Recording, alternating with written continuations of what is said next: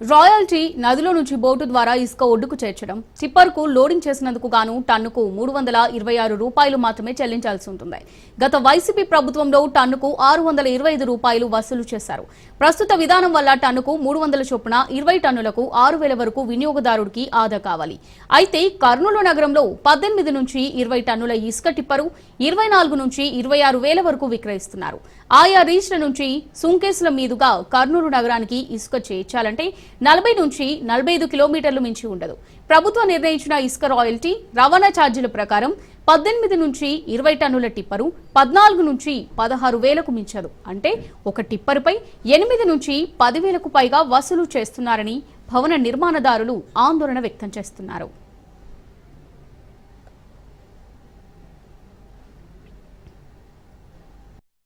ఆంధ్రప్రదేశ్ భవన నిర్మాణ కార్మిక సంఘంలో పనిచేసినటువంటి రంగంలో పనిచేసినటువంటి 22 రకాల కార్మికులు తాపీ మేస్త్రి కానీ, రాడ్ బెండింగ్ కానీ, అలాగే పెయింటర్ కానీ, ఎలక్ట్రీషియన్ కానీ ఈ రంగంలో పనిచేసే కార్మికులకు ఉపాధి లేక వలసలు పోయే కర్నూలు జిల్లాలో వలసలు పోయే పరిస్థితి ఏర్పడుతోంది.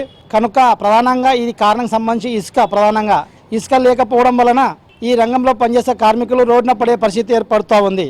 దీన్ని దృష్టిలో పెట్టుకొని ప్రభుత్వం కూడా ఈ ప్రధానంగా ఇసుక అందుబాటులో తీసుకొచ్చి ఈ కార్మికులను ఆదుకోవాలని సందర్భం ఎంతైనా ఉంది. కనుక అదేవిధంగా భవన నిర్మాణం పనిచేసే కార్మికులు సంక్షేమ బోర్డు ఏదైతే సంక్షేమ బోర్డు ఉందో ఆ సంక్షేమ బోర్డులో ఉన్నటువంటి నిధులు కుదేలు పడతా ఉన్నాయి. ఆ బోర్డులో ఉన్నటువంటి రంగంలో ఉన్నటువంటి బోర్డులో సాయం లేక ఈ రంగానికి సంబంధించిన ప్రధానంగా ఇసుక లేక సిమెంటు స్టీల్ లేక ఈ ఉపాధి కోల్పోయే పరిస్థితులు ఏర్పడతా ఉన్నాయి.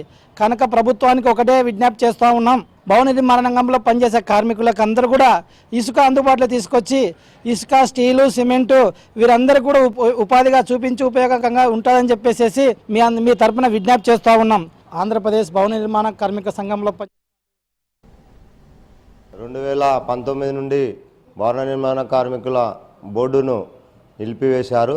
450 కోట్లు జగన్మోహన్ రెడ్డి వాడుకున్నాడు. జీవో నంబర్ 17ను తెచ్చి ఈ 450 కోట్లను వాడుకున్నాడు.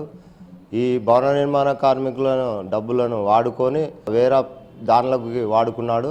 కాబట్టి కూటమి ప్రభుత్వం కూడా మీకు హామీలు ఇస్తాము మీకు ఇస్తాము అని చెప్పి హామీలు ఇచ్చారు. అయినా మేము లోకేష్ గారికి, పవన్ కళ్యాణ్ గారికి, చంద్రబాబు గారికి అందరికీ లెటర్లు ఇచ్చినాము.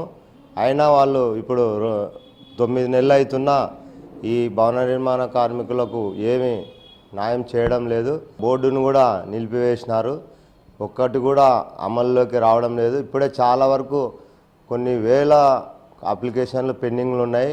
కాబట్టి ఇప్పటికైనా ఈ ప్రభుత్వం అమలు చేయాలని కోరుకుంటున్నాము.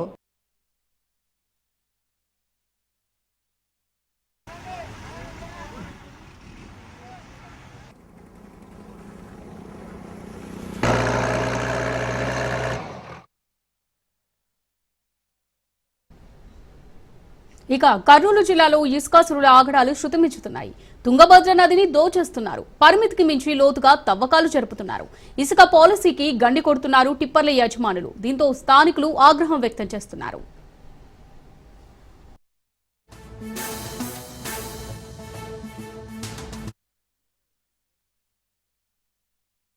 మా కూటమి ప్రభుత్వం అధికారంలోకి వస్తే మేము ఇసుక ఫ్రీ అని చెప్పాడు. అది ఇసుక ఫ్రీ అని చెప్పి అన్నాడు కాబట్టి భవన కార్మికులందరూ కూడా చంద్రబాబు నాయుడికి ఎగేసుకొని ఓట్లేసి గెలిపించారు. గెలిపించిన తర్వాత ఈరోజు తీరా అధికారంలోకి వచ్చి 9 నెలలు అవుతా ఉంది. ఎక్కడైనా ఏడైనా ఇసుక ఫ్రీగా దొరుకుతుందా అంటే ఒక టన్ను వచ్చేసి 600 నుంచి 800 దాకా టన్ను ఇసుక కొనుగోలు చేస్తూ ఉన్నారు.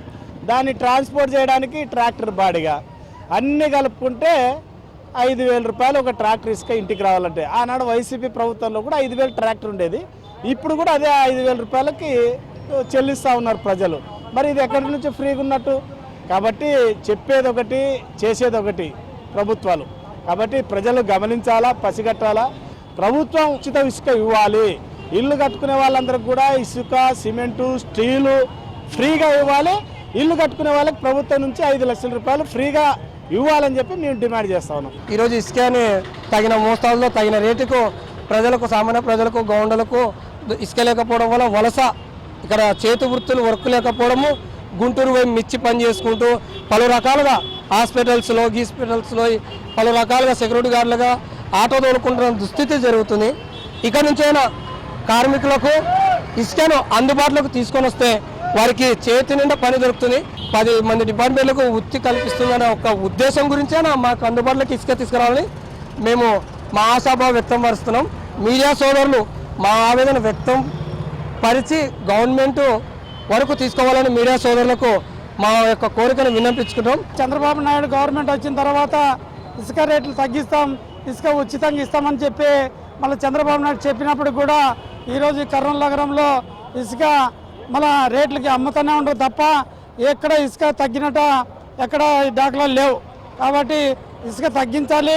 మళ్ళీ పేదలు కూడా అందరూ కూడా గౌండాలు కూడా చాలా ఇబ్బందులు అవుతున్నారు.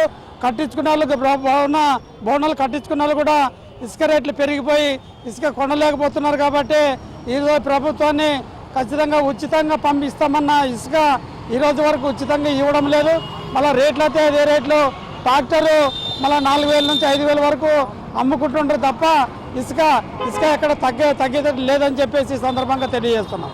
అధికారంలోకి రాకముందు కూటమి ప్రభుత్వం కళ్ళబొల్లి మాటలు చెప్తూ మేము అధికారంలోకి వస్తే ఇసుక ఫ్రీగా ఇస్తాము, ప్రతి కార్మికుడికి పేదోడికి చేతి నిండా పని ఉండే విధంగా చేస్తామని చెప్పి కళ్ళబొల్లి మాటలు చెప్పి ఇంతవరకు ఉచితంగా ఇసుక ఇచ్చిన పాపాన పోలేదు.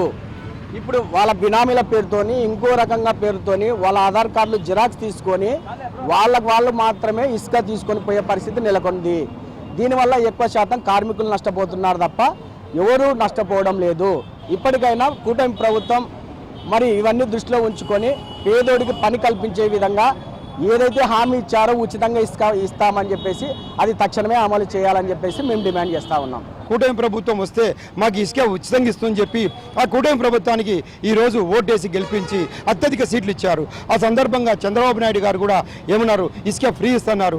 ఇంతవరకు దాని గురించి ఆలోచన పరిస్థితి లేదు. గతంలో ఏదైతే 5,000 రూపాయలు ఒక మనకి ఇసుక వచ్చేదో అదే ట్రాక్టర్ కానీ ఏదైనా అదే 5,000 రూపాయలు ఇప్పుడు కూడా తీసుకుంటున్నారు. అంటే మీరు ఏమి ఉచితంగా ఇచ్చినట్లు? కనుక ఏదైనా కూడా పేదవారికి బిలో పవర్టీ పీపుల్స్కు ఇల్లు కట్టుకోవడానికి ఇసుక, స్టీలు, సిమెంట్ ఉచితంగా ఇవ్వాలని సందర్భంగా తెలియజేస్తున్నాం. అందులో భాగంగానే ఇసుక మీద వ్యాపారాలు చేసే వాళ్ళ మీద ప్రత్యేక చర్య తీసుకోవాలా, పేదవాళ్ళకి ఇసుక తగ్గాల, ఇసుక ఉచితంగా ఇవ్వాలని సందర్భంగా తెలియజేసుకుంటున్నాం. రైట్ గా ఒంగోలులో ఇసుక మాఫియా రాజ్యమేలుతోంది. ఇసుకాసురులపై రాజ్ న్యూస్ బృందం నిఘా పెట్టింది. క్షేత్రస్థాయిలో పరిశీలన చేసి